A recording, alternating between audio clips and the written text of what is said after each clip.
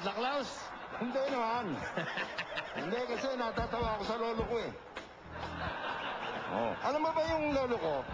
Sa probinsya namin, siya ang pinakamatangkad. Pinakamatangkad yung lolo ko.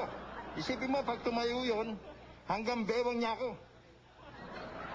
Oo, yun ang mabi mo? Oo. Yung lolo mo, matangkad. Oo. Pag tumayo, Hanggang bewang ako. hanggang bewang ka lang. Oo. Wala yan sa lolo ko. Mas matangkad ang lolo ko. Ah. Pag yun tumayo,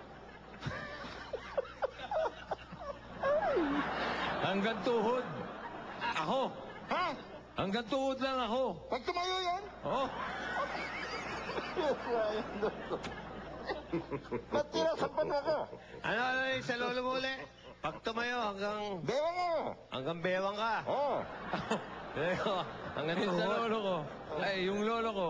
Pag tumayo, hanggang tuhod lang ako. Oo. Ano? Ano? Gumagalaw po pala yung sungay mo, no? Oo. Okay. Bulate. Hindi ka naman nakikita eh.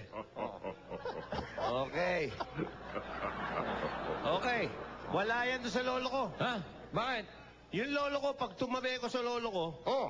abay, pantay yung ulo niya at ulo ko. Ha? Eh, ganun din Yung yun. tuktok niya, kapantay ng tuktok ko. Ba? Paano naging matangkad yun eh? Pantay na pala yung tuktok niya sa tuktok mo. Eh, nakatayo ako sa balikat niya nun. Ha? Oo. Eh, nakatayo ka naman pala sa balikat. Nakakatakot! Nakakatakot!